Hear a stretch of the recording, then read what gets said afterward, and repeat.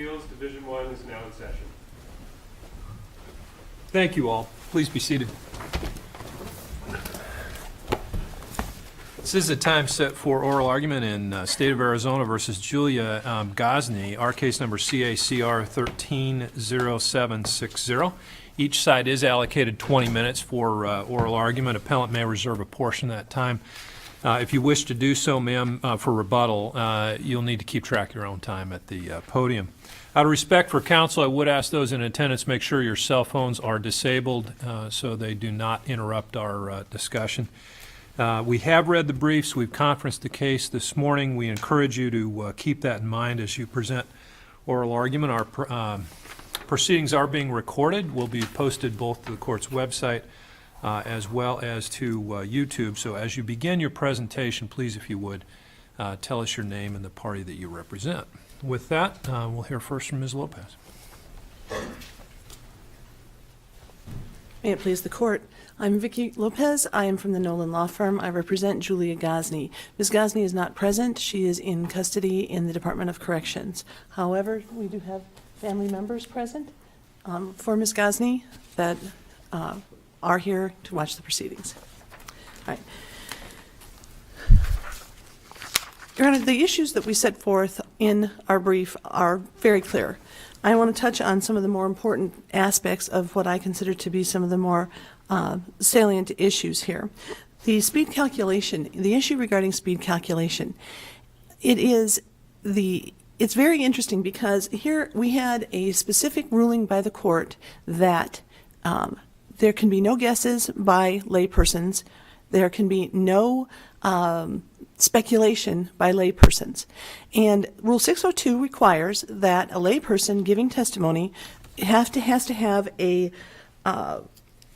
there has to be evidence introduced that reasonably supports their testimony. Counsel, let me ask you, and I think you meant to refer to 702 instead of 602. Oh, I'm sorry. Why doesn't 701 though govern? Isn't this lay? It is, testimony? and that's what I'm saying. Even a lay person's testimony has to be reasonably supported by personal observation. And what we have here is testimony that is not that is just guess and speculation. Because first of all, it's interesting that the state even introduced the subject during direct examination, because the state's question, follow-up question as to how fast was the car going? Was Ms. Gosney's car going? That was clearly that violates the court's order regarding that issue, because this is a person who is absolutely, first of all, no scientific background. Secondly, she was just there. But under 701, scientific background is not necessary. Correct. I'm just saying, in addition to the fact she doesn't have any scientific background, the fact is that she didn't even observe. She wasn't able to state any basis for her observation other than, I think she was speeding. She wasn't sure how fast she was going. She said, whoa, I looked at my speedometer, which was new after the interview. I did the interview. I was the trial attorney in this case. After I did the interview on her, she said that she didn't look at her speedometer during the interview, and she changed her testimony during the trial. But Did that come out at cross? Yes, it did. Okay. And so she says, I was probably going 45 to 50. And the vehicle was, I think she testified, the vehicle was speeding past us. It looked like it was speeding. That was it. No basis for it. The state wanted to go further. We had a bench conference, and the judge said, no, you can't go further. But the fact of the matter is that the issue, why this is so important is because of the fact that this is not harmless error. It can't be harmless error. The evidence in this case has to do with who was basically at fault for the accident, because the fact that Ms. Gosney had a high blood alcohol content doesn't mean that she committed an aggravated assault. It doesn't mean that she was reckless. And that was the interesting part of the defense in this case, because not every person driving on the road who is involved in an accident who is over the legal limit is at fault for the accident. Certainly not because they are automatically at fault because they've consumed alcohol and are over the legal limit. And so the issue here was, what evidence was there separate and apart from the alcohol consumption to support an aggravated assault? And the fact that they're saying, well, she was speeding, it becomes a huge element of the element regarding fault for the offense. Didn't the testimony come in something like the posted speed limit was 45 in that area, and the witness said that defendant's car passed her? She said at one point the defendant's car passed her. However, Time when she said she was going 45 to 50. so she would still have, she may have been going, you can speculate that, first of all, we don't know for sure that she was going 45 to 50 because But didn't she say that? She said, we may not know for sure, but did she say that she was going 45 to 50? She said, I was probably going 45 to 50. Okay. So that's her estimate. She didn't know how fast she was going, and that was evident when I interviewed her. And so she felt that she really needed, it was evident the way she testified that she felt that she really needed to try to help the state. Ergo, we had some changes between her testimony and her interview, her statements during interview and her testimony during trial. But the fact that it can only be harmless if there's evidence that it didn't contribute to or affect the verdict. And in this case, we have to get to error first, right? Right. How was it error to admit this evidence under 701? because there was no basis for no reasonable evidence introduced to support her alleged observation that Ms. Gosney was speeding. The fact that she doesn't know how fast she was going, the fact that the witness doesn't know how fast she was going. She alleged that Ms. Gosney passed her. Ms. Gosney, however, evidence was also that Ms. Gosney and the testimony was that she appropriately changed lanes and blended into traffic and was blending into traffic at the time that the collision occurred. The evidence was also that I believe that the state put in their answering brief that there was evidence that she cut somebody off. However, the evidence further went on with respect to that witness to say that allegedly she cut him off. Right? Well, he didn't even have to hit his brakes. So if you don't have to hit your brakes when someone is going in front of you, I don't call that cutting somebody off. Cutting somebody off is an abrupt change which causes the person behind you to have to slam on his brakes. And he testified he did not have to slam on his brakes. But Counsel, going back to the speeding issue, did she say, in my opinion, or what were the exact words she said? Because I was understood she said, okay, I was probably going 45 to 50. The car sped past me. I think she said the car. Bennett's car sped past me. How is that different? What did she actually say then? I think in essence, that is, I think she said that the vehicle was speeding past us. Well, so, I mean, but are you saying that she was prohibited from using the word speeding? Because what if she take out the word speeding and change it, she passed me? So what? How is that? How does that add? My point is no. And that's what's your question. So what to the evidence? Because if you take out the word speeding, the fact that she passed her is irrelevant. How is that irrelevant? Because how can a car not pass another car? Isn't that pretty much common sense for a jury to decide? If one car passes another car, is not the passing car going faster than the other car? Right, but the relevance then is how fast the car going that was being passed, and the fact that she did not know how fast she was going, and she was basically guessing. She said probably, and wouldn't that be an absolute question for the jury? And not, I mean, I think you're asking us on appeal to say that probably somehow means that her testimony should be, that there's no way that testimony could be believed by a jury. Well, Your Honor, the fact that speeding was an issue that had been addressed before with the trial judge beforehand, that we had parameters that we were as attorneys not supposed to go into, and the fact that the state opened the door to those and with that question, which was sustained after his two attempts to get the actual estimate of her speed in through this witness and a bench conference, that the judge told him, no, you can't actually ask that question. This woman, her observation, she said she was speeding, is what she said. And the fact that that element of speeding becomes relevant with respect to whether or not Ms. Gosney's, whether or not the evidence reaches the level of recklessness that was required for her to be convicted of aggravated assault. And the reason that that's important is because yes, she had alcohol impairment, but the evidence showed that she did not cause the accident.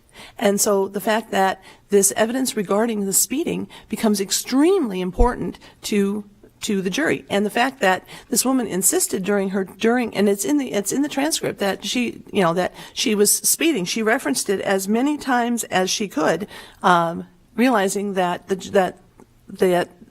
it was fairly, as I said, it was fairly evident that she was trying to assist the state. The fact that she was pushing this when then there was supposed to be no guesses regarding the issue of speed.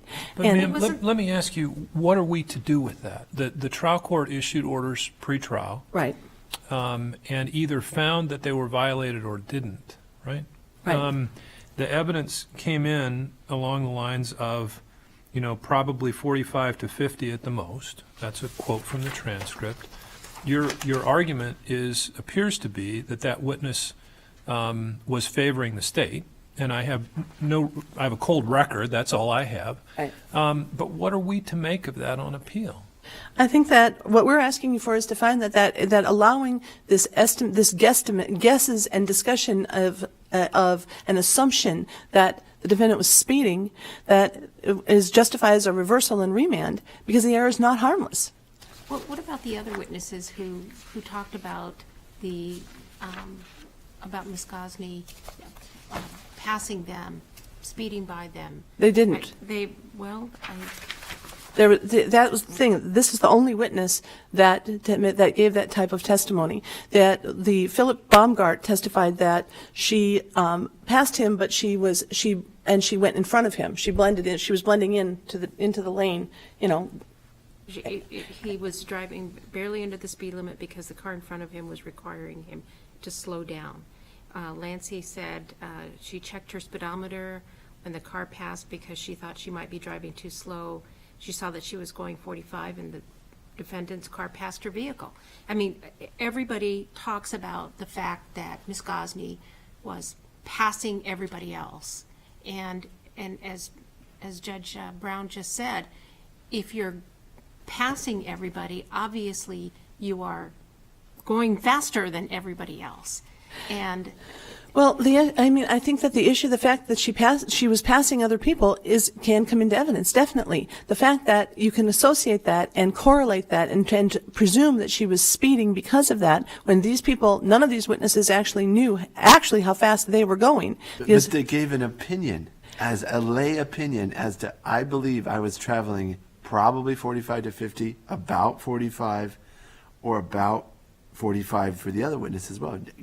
Why weren't they entitled to give a lay opinion as to how fast they were going? How fast they were driving, yes. But so that the problem is that they can say I was going that fast. She was speeding. She could have been going 46 and passing them. She could have been going 47 and passing them. I disagree with that, but then the jury would be.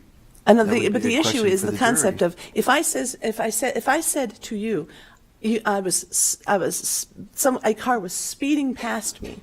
What's your automatic assumption? Your automatic assumption is fast. Your automatic assumption is she's going faster than she should be going. And so phraseology with she was speeding becomes incredibly important because of the person's because of a lay person's actual assumption regarding that concept. And so presentation to and the lay people I'm talking about are the jury. If a juror is sitting there and you say she was speeding past me, what are you going to think? You're going to think she was really racing. She was going really fast, and that wasn't the case. And therefore, that's why it becomes so incredibly important that issues of speed and indicating that she was speeding were actually prohibited by the court and she should never, and that evidence should not have come in.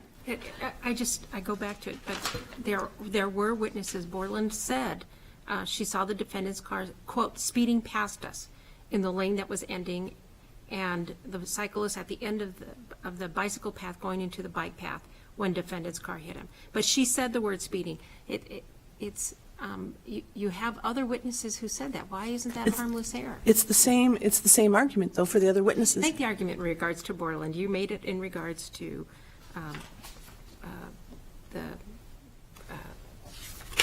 I'm blanking on her name. You only made it in regards to one.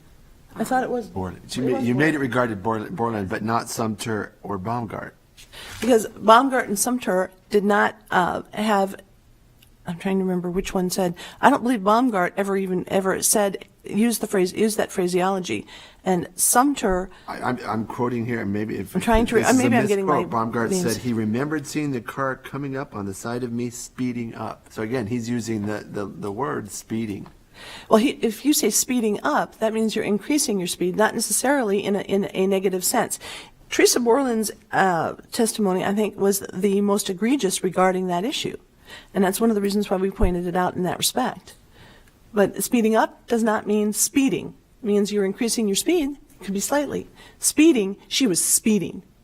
She wasn't speeding. And the speeding goes beyond, I mean, increasing your speed to pass somebody doesn't necessarily mean you are speeding recklessly. And that's what the problem is with the Was phraseology of defendant speeding. prevented from presenting evidence that she was not speeding?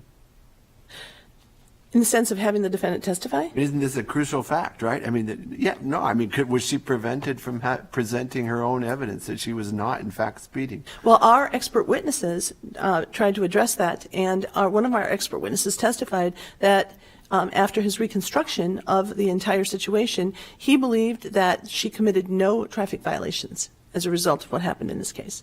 And that was the evidence, that evidence did come in. So, I only have I'd like to reserve a few minutes for rebuttal. I was going to touch on, the major issues here, but before I start that, I'd like to know, were there any other issues that the court had questions regarding, because I don't want to run out of time. Please proceed, counsel. All right. Well, in the invalid search warrant, Your Honor, the state conceded that there was a false statement in the affidavit, and they're saying that, well, the rest of the statements in the affidavit compensate for that. The problem is that what is not argued in the state's brief is the fact that there was an oral presentation to Judge Chiles regarding the request for the search warrant that was recorded. And that oral statement is different than what was in the written statement. And that's where the officer stated that witnesses said that she was in a turn lane, she was passing a car in the turn lane and hit a bike in the bike lane. That was what was verbally stated to Judge Chiles. And so the fact that those were false statements, and the fact that the state, during oral argument on my motion to suppress the blood results, the state admitted that. The prosecutor agreed there was false information in the search warrant affidavit and in the presentation of the search warrant. So the fact that to say that error was harmless, the other issue is that it would be harmless if they were trying to cite her for DUI. But that's not what we have here. We have a search warrant that specifies in writing on the search warrant that it was an aggravated assault and not a DUI. So if you take away all the evidence that was falsely in the affidavit regarding the accident, you're left with the fact that you're left with some evidence of impairment. Well, that does not necessarily mean, that goes to the thrust of the argument, to say that I'm going to issue a search warrant for her blood for aggravated assault because she'd been drinking while she was driving, is insufficient. She didn't cause the accident. And so the judge did not have, the search warrant issuing judge did not have that information at the time that the search warrant was issued, but what he had was false information regarding that fact. So if you take that out, he should never have issued a search warrant to draw her blood for aggravated assault based on what there was. Not every accident that involves an impaired person is the impaired person's fault, and certainly doesn't rise to the level of aggravated assault. And that's what the issue was there. And Your Honor, the voluntariness issue is one of the other things that I think is incredibly important, because the argument is very oxymoronic, and it's a very fine line that there is regarding when you're impaired. When are you too impaired to make your statements voluntary or involuntary? Where does that line cross? And when you have, in this case, the fact that she had a high blood alcohol content. Counsel, doesn't this question come up, or potentially come up, in every DUI? It does, but when you have someone, you have the evidence in this case is that she was saying things that didn't make sense. She told them she was completely on a different street in a different location than she was. She didn't know where she was. at the time of the incident, that she didn't realize, she was confused as to whether she actually hit anybody. She didn't know how much she drank. She didn't know what direction she was going. And she thought that the collision was involved a motorcycle. She didn't even know that whether it involved a bicycle or a motorcycle. That, to me, indicates that there's a severe level of impairment. And the interesting thing is that the officer, when we had the hearing, it was clear that her judgment was impaired by alcohol, but her conversation was the product of a rational intellect. That's what I mean when I say this is an oxymoronic argument. I mean, if she's so impaired by alcohol that she doesn't know where she was, she doesn't know what she hit, she didn't know what direction she was going. She doesn't know how much she had to drink. Yet she was definitely okay to waive her rights. She was seriously impaired in order to try to reach that level of recklessness that was needed in order to convict her. But she was definitely not so impaired that her judgment was impaired to make her statements voluntary. And I think that there is a fine line there. And it's difficult because we do have DUIs where, and case law says that in consumption of alcohol does not necessarily make your statements involuntary. You have to look at the totality of the circumstances. I will point out, too, that the Tucker decision that in Arizona that indicates that you can be impaired to make your statements voluntary was decided 2 years after the U.S. Supreme Court decision in Connolly, which is what the state relies on to say that there can't be just her mental state cannot be the only relevant factor. I am technically out of time. Counsel, I'm going to give you another minute for rebuttal. Okay, thank you. But I appreciate that. And if our bailiff could add a minute to each side. I appreciate that. Thank you.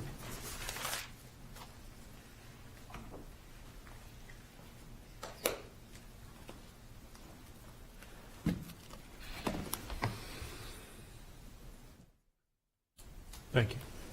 Ms. Jones. Good morning. May it please the court, I'm Assistant Attorney General Alice Jones here on behalf of the state of Arizona in this matter. I'll start with the first issue presented in the case, the first issue discussed by appellant. Teresa Borland properly testified as a lay witness pursuant to Rule 701 that appellant was speeding. Her testimony was based on her perceptions. It was helpful to determine a fact at issue in the case, namely appellant's recklessness, and it was not based on scientific, technical, or other specialized knowledge. And this was not a violation of the trial court's ruling. The trial court was clear that it would not allow guesses or speculation on speeding, which meant based on the sustained objections that an exact estimation of how fast the car was going, but it specifically said that witnesses that had observations of speed would be permitted to testify about their observations, and that's what this witness did. She said that she looked at her speedometer. She was going between 45 to 50. The speed limit on the road, which she had driven every day to work, was 45 miles per hour, and appellant's vehicle, she saw appellant's vehicle come up 10 to 20 feet behind her. It passed her vehicle, cut off another vehicle, and got into the collision, and that's where she, that was the basis of her observation that the vehicle was speeding. And it was cumulative to two other witnesses' testimony. Lacey Sumter, and this is on July 23rd, 2013 at 39 to 40, also said that she looked at her speedometer. She was going around 45, and that appellant's vehicle passed her vehicle. And she actually looked at her speedometer because she thought maybe she was driving too slow because she was being passed. And I think Felipe Baumgart gave almost identical testimony in same transcript, July 23rd at pages 52 and 56, 57, and 66. Counsel, what's your response to appellant's concern expressed this morning that it's really the phrase speeding past, not merely passing? I think it's a conclusion the jury could have made for themselves, and I think this might have been something that Judge Brown already pointed out, that the fact that you're traveling at a speed and someone passes you means they're going faster than you. And I think the term speeding is just a colloquial term that we all use to describe that. And I don't think by any means anyone made it seem like she was going at some excessive speed like 90 miles per hour. And this is a question for the jury. I think Arizona courts have long held that this is proper lay witness testimony.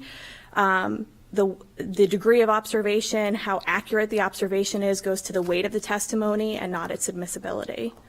And this is purely a question of fact for the jury.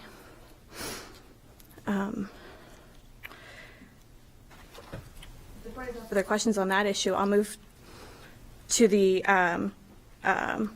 actually go in the order of the briefing, the voluntariness issue. Although the trial court properly found that appellant's statements were voluntary, although Arizona cases once held that statements were to be deemed involuntary if someone was so intoxicated they could not understand the meaning of their statements, after Conley, it's clear that there must be coercive police activity. And I think Tucker drew this distinction. In terms of a constitutional voluntariness challenge, there must be coercive police activity. I think Tucker recognized that under the rules of evidence, statements might be excluded if they were so unreliable because of someone's level of intoxication. But the challenge here has really been under the U.S. Constitution and whether the statements were voluntary. And so there has to be some type of coercive police conduct, and there really is none in this case, and none has been identified. In the reply brief, it was suggested that maybe her custody status was coercive police activity. But whether someone's subject to custodial interrogation is a completely separate inquiry from the type of coercive police activity that would overbear the will of a suspect. It's threats, implied promises, things like that. And the record, the voluntariness hearing shows that there was no type of police conduct in this case. And I would say that there is no evidence that she was so intoxicated she didn't understand the meaning of her statements. The officer at the suppression hearing testified that she answered every question. She gave actually a detailed account of the activities that she had done the day of the collision. Even though she gave some statements that turned out to be wrong, that doesn't mean that she didn't understand the meaning. And I do think the fact she minimized how much she had to drink initially shows she understood what the meaning of that statement would be. And when she was confronted by her blood alcohol level later, that's when she showed that, she had been minimizing her conduct until this point, and that what the impact of that statement would be. If there's no questions on that, I'll move to the Franks issue. And I just want to say it was appellant's burden of proving both prongs of Franks, and neither were met here. And I want to make clear that the state agreed below that the collision did not, in fact, occur in the bike lane. It was the state's expert's conclusion that it was a couple inches before the new bike lane began is where the collision occurred. But the state, in the response to the Franks motion, which is item 64 on the record on appeal, said that this assertion was not made intentionally, knowingly, or with reckless disregard for the truth. So it's not just enough to meet prong one of the Franks test to show that there is a false statement in the warrant. You have to show that it was intentionally, knowingly, or recklessly made. And here, this warrant was obtained within 3 hours after the collision. The officer testified at trial that he went by what other officers had told him and what the witnesses had said at the scene. And there's no indication that the officer should have known at this point that the collision did not occur in the posted bicycle lane. It wasn't until, and the state's accident reconstructionist expert actually believed it occurred in the posted bicycle lane until he spoke to a City of Mesa engineer. So within hours after the accident, this seemed to be the information the officers had at the time. And at most, this maybe was a mistake, but that doesn't rise to the level of a Franks violation. And even if you move on to prong two, as the trial court did, when you omit that fact, there's still enough probable cause, enough facts in the warrant establishing probable cause for the blood draw. The evidence was that she struck a bicyclist, she fled the scene, the bicyclist suffered severe injuries, and the officer included all the signs and symptoms of alcohol impairment, which were quite numerous, that are listed in the warrant. Don't we as a reviewing court need to go to prong two? I mean, the Superior Court said, yes, there was inaccurate information, and then looked at it to say, well, if you carve that out, would the warrant still issue? And aren't we sort of bound by that? I don't think, I think what the trial court more did was just, I don't want to say they really didn't make a determination on prong one. They just moved right along to prong two, and just which I think this court has done in the past too, and it wasn't clear from the record. They've just gone to prong two. I think this court in the first instance could decide, because the record does not support that she has brought forth enough information to show that this statement was intentionally, knowingly, or recklessly made. But there's really no dispute that it was inaccurate. Is that fair? Correct. I would say that's true. If the court has no further questions, I would rely on the briefing for the rest of the issues unless there's a specific question. And we just ask that this court affirm appellant's convictions and sentences. Thank you. Counsel. Ms. Lopez, rebuttal. Your Honors, the one thing I want to point out is that it's really significant that nobody saw any bad driving in this case. There's no evidence of any bad driving other than the allegation of the speeding. This is why the allegation of speeding, the phraseology of speeding, becomes so incredibly important. Because in order to reach that level of recklessness, they have to be able to show that she was doing something reckless. And the fact that the expert's testimony was that she did not cause the accident, it was the actions of the bicyclist that actually caused the accident, makes then for the jury to determine what could she do that was reckless. And so the fact, and my defense, the defense was actually that, as I said earlier, not every impaired person who's involved in an accident makes that accident the impaired person's fault merely because they're impaired. And so the fact that there was no other evidence of bad driving other than this allegation of speeding pulls this idea that of the phraseology of the speeding into a much sharper relief. And the fact that the state just argued that, well, nobody thought she was going 90 miles an hour. How do we know that? There's absolutely no evidence that that's not what the jury thought. So, Counsel, I see your time has expired. We It goes appreciate. fast. It does go fast. We appreciate your briefs. We appreciate your argument today. We will take the matter under advisement. We'll issue a written ruling in due course. We're now going to take a short recess, and we'll set up the courtroom for our next argument. Thank you. Thank you, Counsel.